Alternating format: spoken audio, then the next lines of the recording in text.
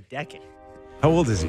He's 55. Oh, is he 55? That's it? Oh, my God. Okay. I'll never ask him to come on again. You're embarrassing. No. Great job. Did you bring in the cupcake Saturday night? I did not. Well, I think, was it Matt Marstrom? Hillary brought him in. Lovely. A little red velvet, vanilla icing. Plenty to get into with the insider, Elliot Friedman, including a signing by the Toronto Maple Leafs, one that probably felt a little bit more urgent with the news that Joseph Woll is what? gone, Okay. left the hockey club with no feel, and we'll get into this with Elliot on a possible return. Mm-hmm. Yeah, I mean, this is a great contract. This is a great contract, and I understand the concerns about age and longevity. You know, he hasn't played all these games, whatever, but he was paid as a result of those things. Right? If he played, he led the NHL in save percentage last year. If he played 60 games, he'd be worth $10 million. Yeah. You know, so you're saving a lot of money in the fact that you're only going to get him half the time. And he gets a little security in terms of years. They get a good deal. I mean, you see the number, right? And I got to be honest, I'm trying hard to come up with like a zag on why this potentially could have, like, be bad at all. And I just can't come up with anything. Like, if his knees are shredded cheese, he's just on LTIR. It's 4 years. It's 3.75. It's a totally palatable number for a guy who's going to play half the game. I don't know. I thought it was awesome. But Elliot's there. Good. Okay, let's welcome him in. Hockey Night in Canada's very own Elliot Friedman. Elliot, thanks for joining us, man. How are you? You recovered off your wild weekend of celebrating a birthday? Yeah, I got news for you, Nick. Those weekends aren't that wild anymore. Those days are long over. Long over.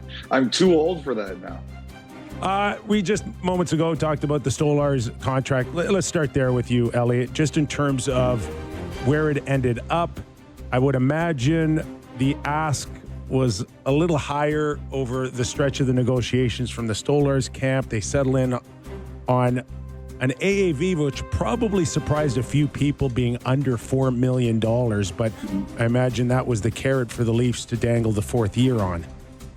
Yeah, Nick, I think it's pretty clear here now, just talking to as many people as I could, that the key number for Stolarz and his rep was, Alain Wall, was $15 million. Like, let's try to get to 15 and let's see how we divvy it up. And I think the Leafs had a lot to say and how they got to that number and how it was all going to work. And I obviously, like, the reaction, when I saw the reaction to the deal, you know, the Leaf fans were ecstatic. And I'm sure the Maple Leafs felt similar in the sense that if you look at a lot of the deals they've done with Tanev, with Tavares, they've stretched out the dollars over term to, you know, limit some of the damage to them potentially. Like for Toronto, especially with the cap going up, it's only money, right? So they don't have the same, they're not encumbered the same way they used to be. They've got a lot more flexibility.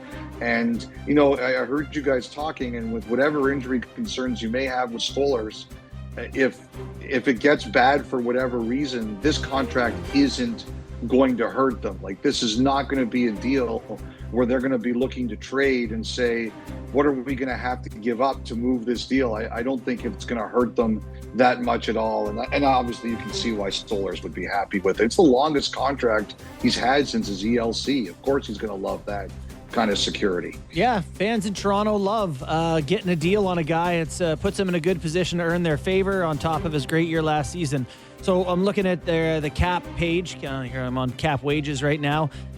Next year, him and Joseph Woll will earn a combined $7.4 million, which I believe is about 19th in total cap hit in the NHL right now. This year, it's $6.1 million combined. Going into this year, it's like, God, they have a cheap, wonderful goalie tandem.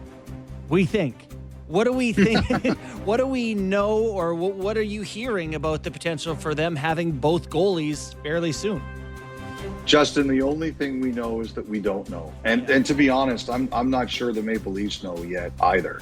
I think they were, this is something that came up pretty quickly, I think. And I think everybody's still trying to grasp the timeline without being intrusive in terms of they asked for privacy and the player requested privacy. And I think people are trying to respect that. And the only thing I can tell you I'm asking is there any indication for when he's going to be able to return. And as we were preparing for our exhibition broadcast on Saturday night, the responses I was getting were simply, they don't know. And so I just think, I think they're hoping for maybe a timeline at the start of the season, just so that they have an understanding of what they're dealing with.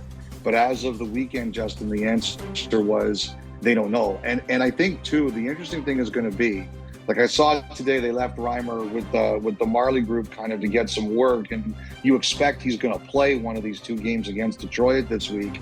The question to me is, do they sign him, or there's going to be some interesting goalies going on waivers, and the Leafs don't have a high waiver priority here, but depending on what some of these teams do, there's Nico Dawes in New Jersey, there's Clay Stevenson in Washington, there's Michael DiPietro with the Boston Bruins.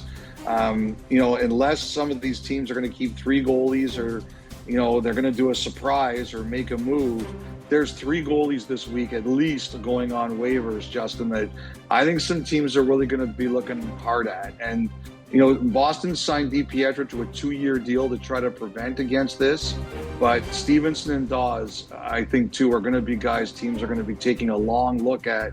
And I think these three teams involved are trying to figure out here, if they're going to do waivers, what's the easiest way to do it, or the best chance to sneak someone by. But none of them have the experience of James Reimer. And we've seen in the past, Elliot, that whether it was Matt Murray or Martin Jones, that's been an important thing for the Leafs. So how realistic is it that they're going to sign Reimer, who had the most fun like in a long time at one practice with the Toronto Maple Leafs? Well, Nick, I mean, like, how do you, like, if you're not grabbing one of these other guys, you're not going out and getting somebody else, how do you feel about, like, you were the one who laid it out, there's 3 back-to-backs in the first month, right? How comfortable are you going to be starting with Stolars and, say, Hildeby? I don't think they're going to be comfortable with that at all. So I would expect Reimer gets signed, or they go out and they go after some other goalie, like one of these guys on waivers. And do you have any sense which of those names you mentioned there might be a preference for, or just not sure? I don't.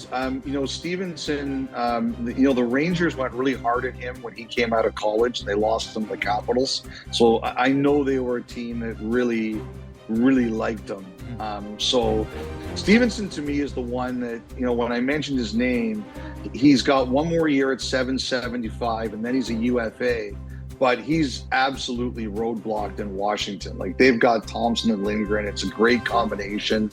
I know Stevenson is a guy that intrigues a few teams, but I can't say for sure on Toronto. All right, moving on from goalies. You good on goalies? Yeah, we're good. Do you want to go to McTavish? Sure, yeah. 6 years, is it? $42 million. Do you get a sense for, was there a concession on either side to get that done? What movement had to happen to reach that pretty